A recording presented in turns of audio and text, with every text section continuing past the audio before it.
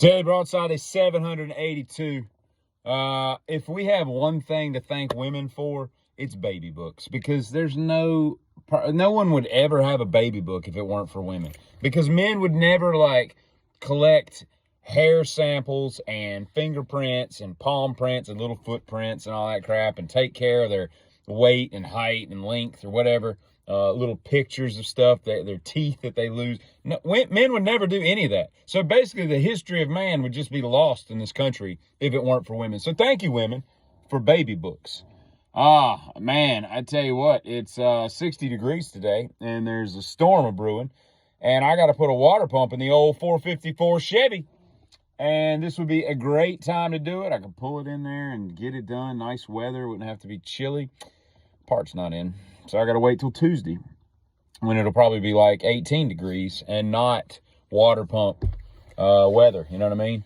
WPW, water pump weather. I am a sucker for a biopic. I've always loved them. Just great. Vice, J. Edgar was pretty good. Ford versus Ferrari. Ferrari sucked. Oppenheimer was great. The Elvis movie was really good. Bohemian Rhapsody.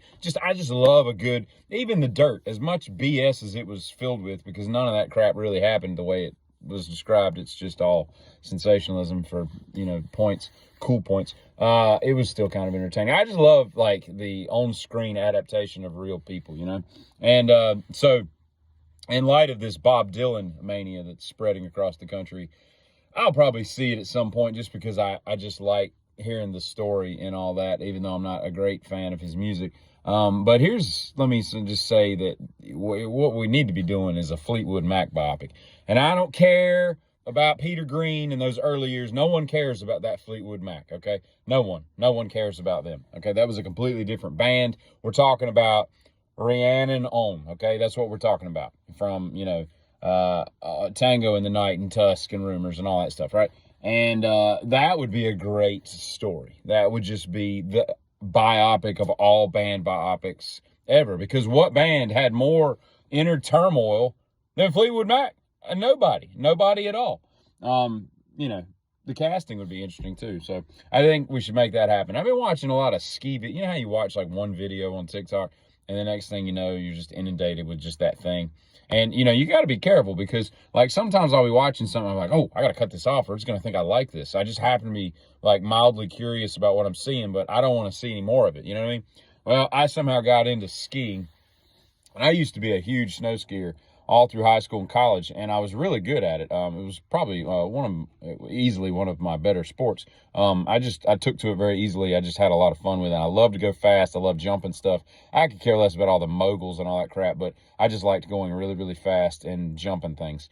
And so I'm watching all this skiing and stuff and everything, and I got to thinking, I was like, man, I don't know how anyone who skis has knees. It's amazing to me that your knees, it's like watching NFL football, and you're like, how do these people survive one game getting hit like this? It's crazy. And skiing is just a testament to the ACL, MCL, meniscus, conglomerate that, holds your body together, because it is insane the trauma that you put on those joints during that kind of thing, And I went down this rabbit hole thinking last night about how the concept of it's impossible to waste water. If you think about it, you can waste money buying water that you wasted, meaning you left the faucet on and went away for 10 hours. That was a waste of money, but that wasn't a waste of water, because it all just comes back. It's impossible. Energy cannot be created nor destroyed, they say, and neither can water. Last thing I'll say is I am a sucker for, much like a biopic, I am a sucker for a great pop song. I just love a good hook and a good melody. And I'm here to tell you, normally when I hear songs on TikTok that go viral, they drive me insane because they're so annoying. This Lola Young Messy song is absolutely brilliant. It is a brilliant piece of music. That is just a perfect song. I added it to my YouTube playlist just a couple days ago, and I cannot stop listening to it. It's so catchy. And I've heard her live in a few different occasions, and she probably took that in one take. I mean, that's like Frank Sinatra. She just sat down and belted that out and been lights up another one. Well, what song are we doing next? She just sounds exactly like the album. Great Great song. I don't know if she wrote it or just sang it, but whoever wrote that is an absolute magician when it comes to pop music. That's all I have to say. Bye.